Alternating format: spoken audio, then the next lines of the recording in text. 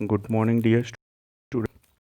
We are going to start chapter 4 of your science, that is structure of atom. Right. In last chapter, we will discuss about atoms and molecules. That what are atoms, what are molecules, how to make formula of atoms and molecule, how they are combining together. Many things we have discussed in last chapter. Also, formula also, and but in this chapter we will go with what is the structure of atom. तो एक atom जो होता है उसके अंदर क्या क्या चीज़ें होंगी और उसका स्ट्रक्चर किस तरीके से होगा, उसकी वैलेंसीज वगैरह क्या होंगी, और उसके अंदर इलेक्ट्रॉन प्रोटॉन न्यूट्रॉन वगैरह होते हैं, तो उन सब के बारे में पढ़ेंगे। ठीक है, तो देखें यहाँ पे चैप्टर एंड ग्लैंस में क्या क्या हम कवर करेंगे। तो आप देख रहे हैं सबसे पहले एटम एटम के अंदर होता है neutron proton and neutron electron. तो न्यूट्रॉन की जो खोज है वो चैडविक ने की है। न्यूट्रॉन की खोज जो है वो चैडविक ने की है। और इलेक्ट्रॉन की जो खोज हुई है वो from cathode ray experiment by sir J right. And proton की जो है वो फ्रॉम कैथोड रे और canal tube by E Goldstein. तो ये इलेक्ट्रॉन प्रोटॉन न्यूट्रॉन सब ने अलग अलग साइंटिस्ट लोगों ने इन सब की जो है खोज की है, राइट। तो आगे चलते हैं हम, इसके बाद फिर हम पढ़ेंगे एटॉमिक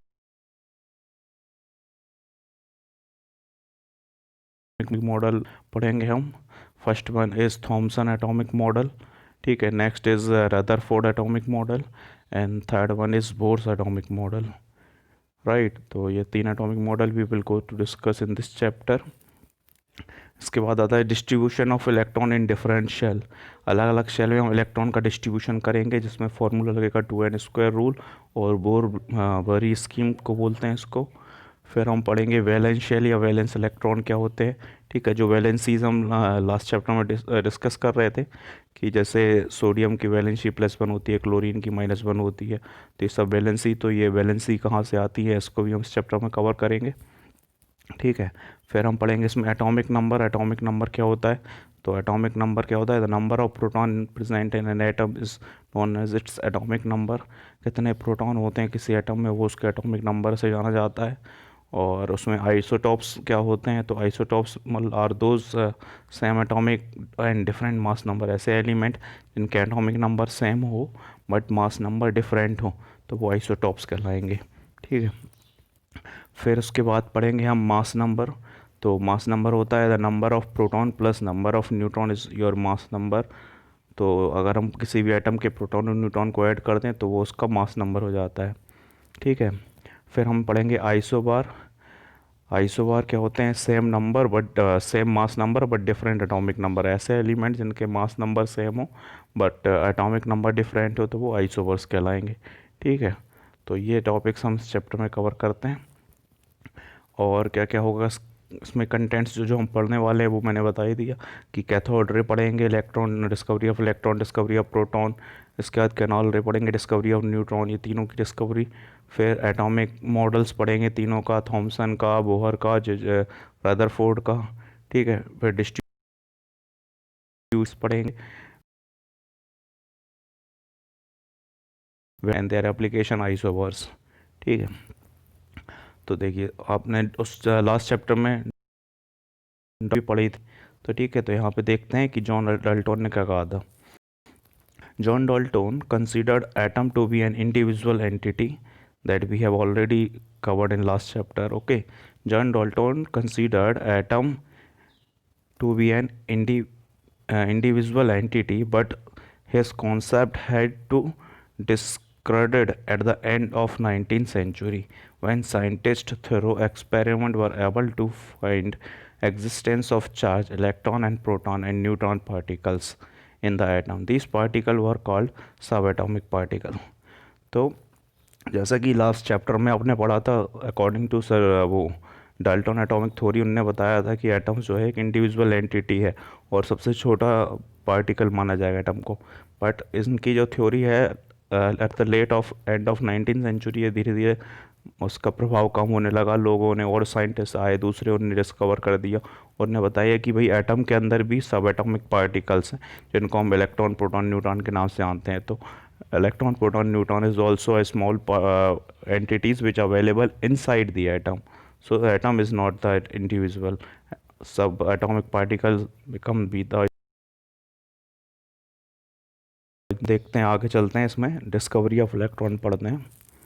तो discovery of electron by cathode ray by sir J Thomson experiment, cathode ray experiment से हमने जे थॉमसन ने इसकी डिस्कवरी की है। तो Thomson explain presence of electron by cathode ray experiment. एक एक्सपेरिमेंट किया था, बहुत फेमस एक्सपेरिमेंट था इनका, कैथोड रेज एक्सपेरिमेंट, ठीक है, जिसमें कैथोड रे की ट्यूब को यूज़ किया गया था। तो इस एक्सपेरिमेंट से उन्होंने फाइंड आउट किया, कुछ फैक्ट्स मिले उनको इलेक्ट्रॉन के बारे में, कि जो इलेक्ट्रॉन होता है तो उसके ऊपर चार्ज होता है, charge on electron is -1.6 into 10⁻⁻19 coulomb, where C stands for coulomb. Coulomb is the unit of charge, ठीक है। जैसे फोर्स की यूनिट न्यूटन होती है, लेंथ की यूनिट मीटर होती है, वेट की यूनिट किलोग्राम होती है, मास की यूनिट किलोग्राम होती है, वेट की यूनिट भी न्यूटन होती है।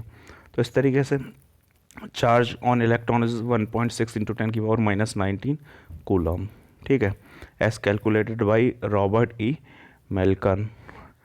फिर मास ऑफ इलेक्ट्रॉन भी उन्होंने कैलकुलेट किया था, तो मास of electron will be 9.1 into 10⁻31 kg। This is the mass of an electron. एक इलेक्ट्रॉन के ऊपर इतना मास होता है, ठीक है। फिर आगे देखते हैं discovery of proton. Discovery of proton anode रे या कैनाल रे ट्यूब से हुआ था, और गोल्ड स्मिथ ने किया था, ठीक है। A famous anode ray or canal ray experiment was able to detect presence of positivity charge particle called proton in the atom।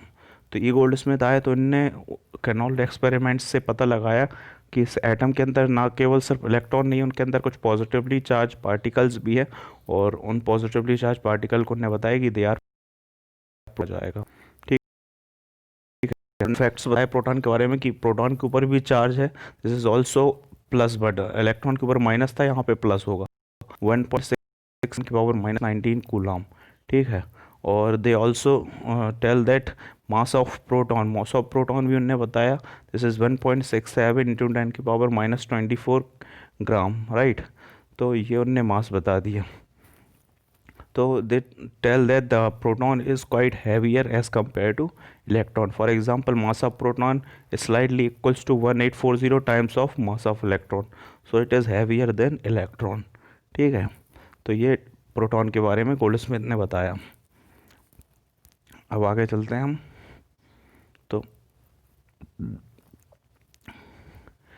उसके बाद फिर डिस्कवरी ऑफ न्यूट्रॉन। न्यूट्रॉन की डिस्कवरी जो है वो चैडविक ने की, ठीक है। J Chadwick bombarding a lighter electron like lithium, boron etcetera with alpha particle and observe emission of new particle having zero charge but have mass equal to that proton। तो experiment किया था जे Chadwick ने।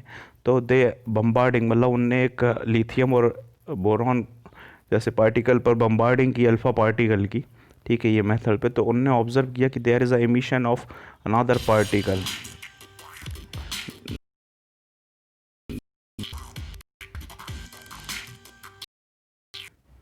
There is emission,